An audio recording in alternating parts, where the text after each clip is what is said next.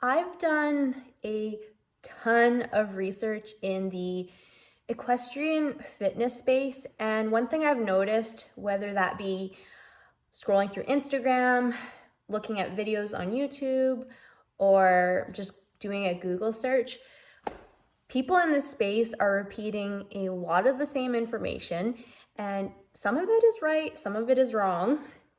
But I will just say that there's definitely some things that people are not talking about in the equestrian fitness space. And as a result, you as an equestrian are being shortchanged on trying to maximize your athletic potential as an equestrian. So it's time to talk about it. What are those things that people aren't talking about?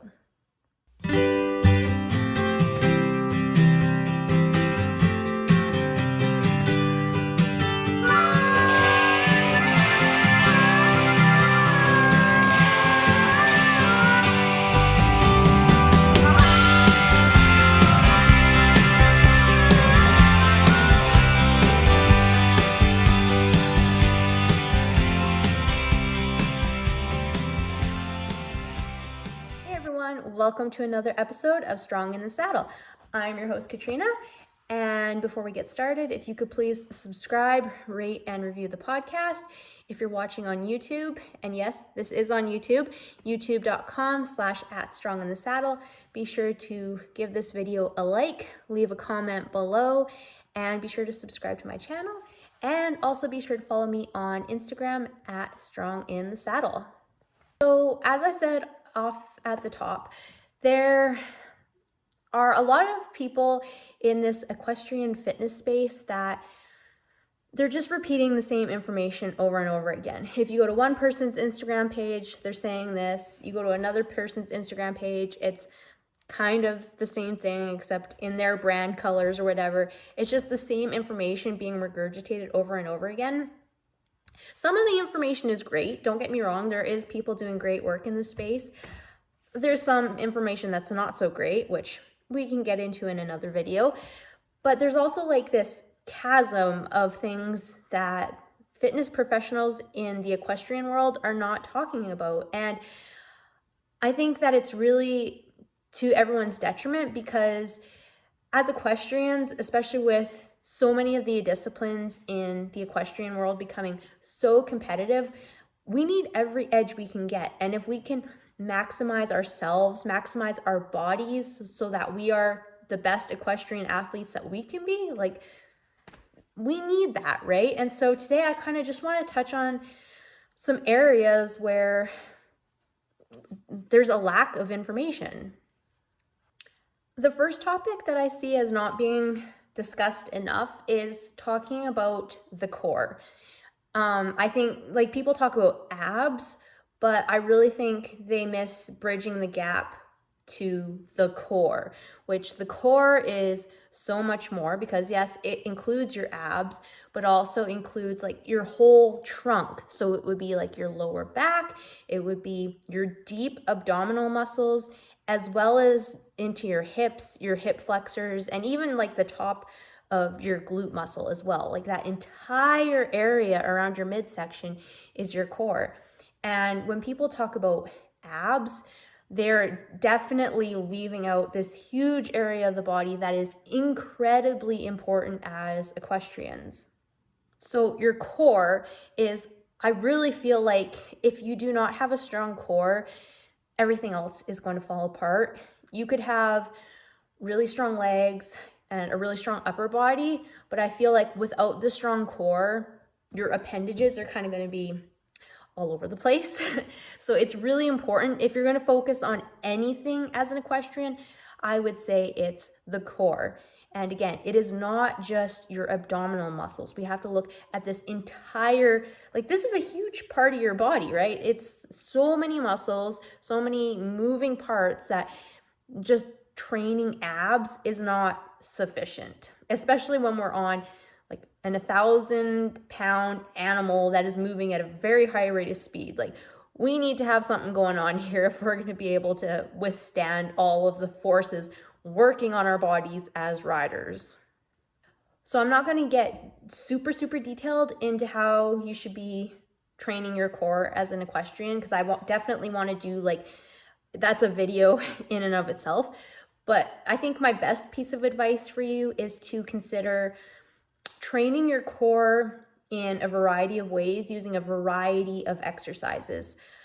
A lot of people don't think about this, but doing compound movements like squats and deadlifts, those exercises, they recruit your core to keep your trunk stable and to keep your spine safe.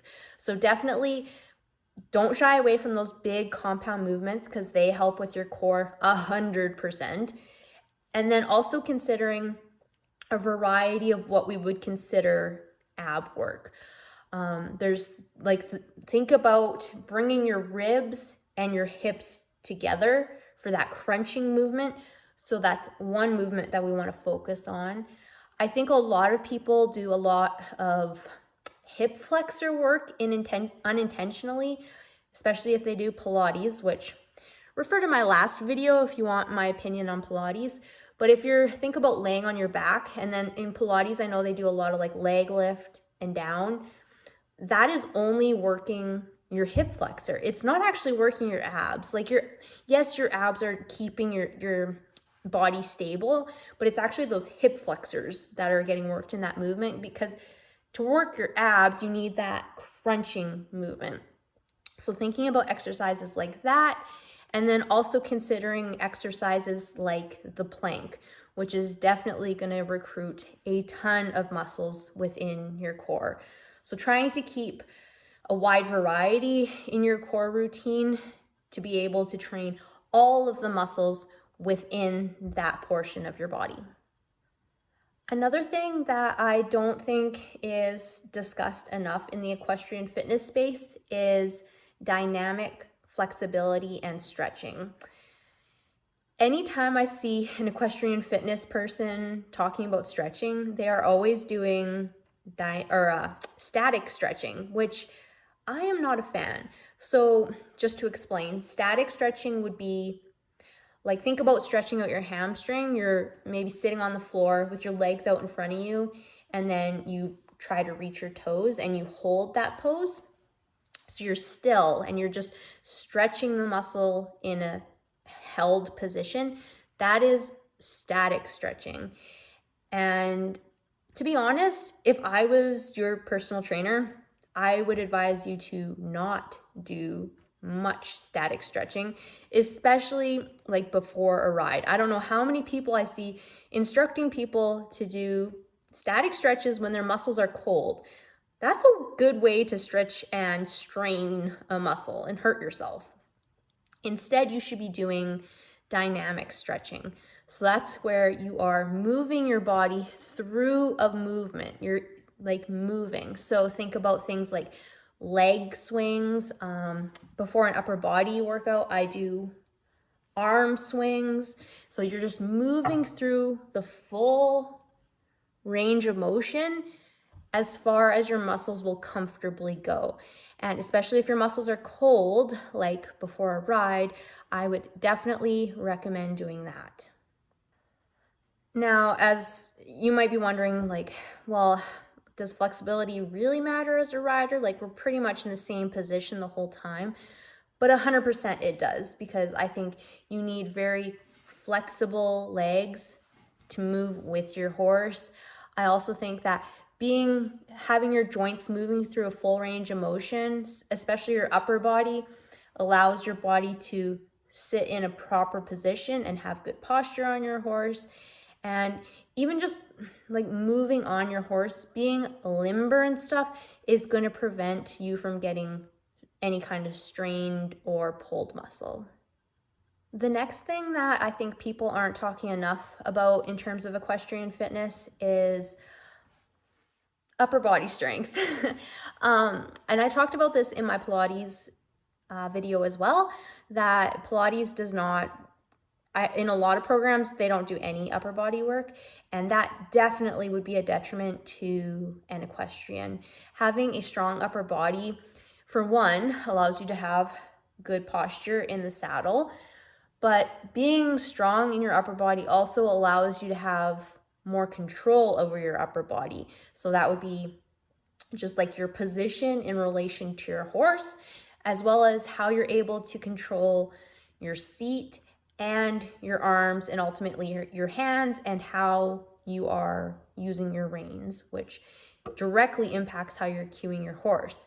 So having a very, very strong upper body, and that's everything. So shoulders, biceps, triceps, your back, and your like everything in your upper body, it all needs to be relatively strong as an equestrian to allow you to be very controlled, in good position, balanced, and stable within when you are riding your horse.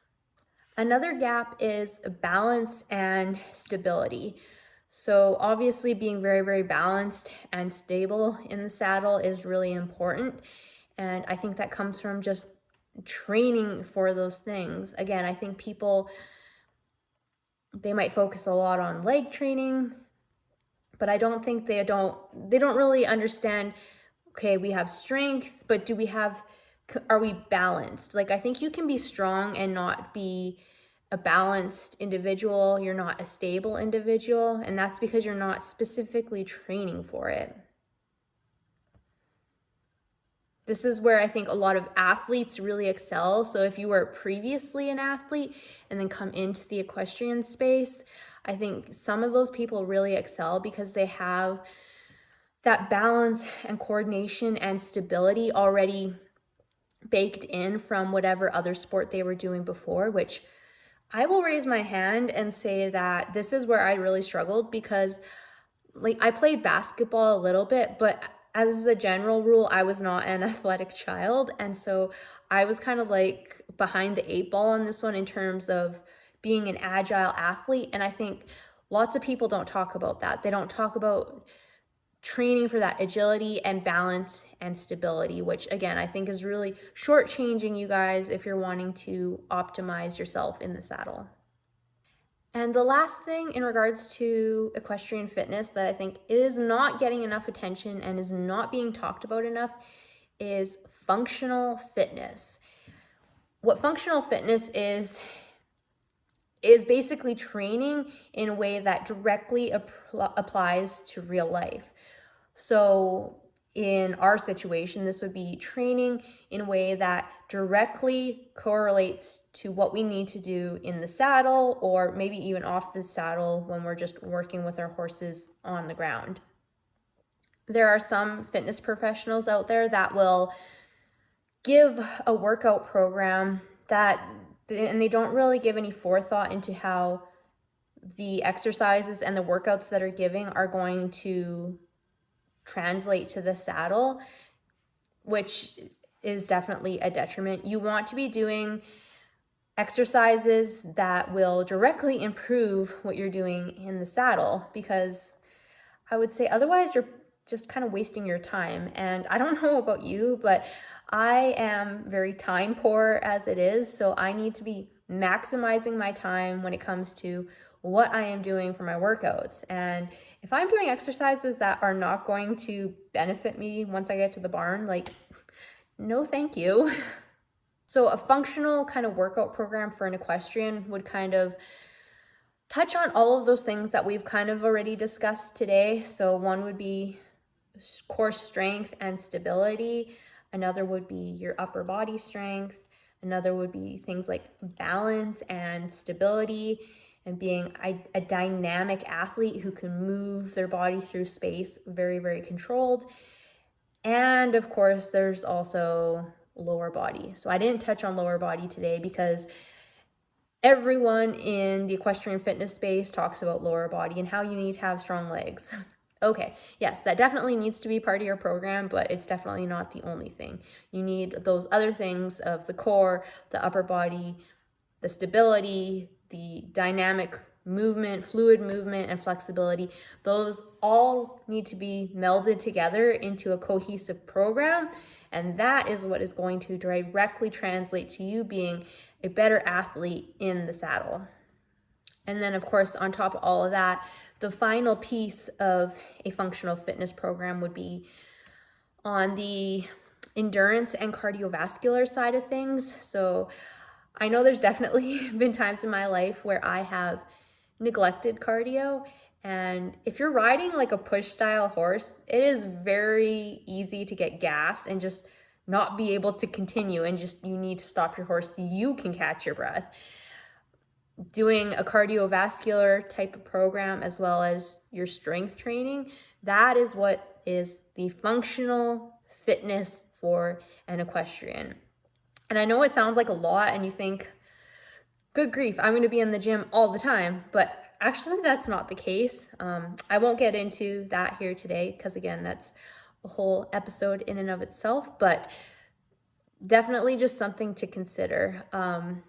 I've definitely been a proponent of like a bodybuilding style workout in the past, and it's just kind of where I came from, was bodybuilding. But which I think I'm going to touch on this in another video, is how bodybuilding can actually make you less athletic. And that's because there isn't really a functional component to it. It's all aesthetic, which yes, we want to look good, but actually training functionally, like the aesthetic side of it comes as well. If you are a strong and healthy individual, like you're gonna look good. So I would say really keeping that in your mind, that we want to train functional. And that is it for this week's episode. So I hope I shed some light on maybe some things that you hadn't thought about before, especially if you're not like a fitness professional and just don't have that education. You just kind of take what people give you. And so if they're not covering all the bases, like you don't know what you don't know, I guess. So I hope this kind of maybe shed some light on some things that you had never considered before, and maybe gives you something to implement into your own program. If you guys enjoyed this episode, please be sure to subscribe, rate, and review the podcast. If you're watching on YouTube, please be sure to give me a thumbs up, comment below, and subscribe to my channel. And be sure to head over to Instagram and follow me there at Strong in the Saddle. And until next time, remember, it's always a good day to ride.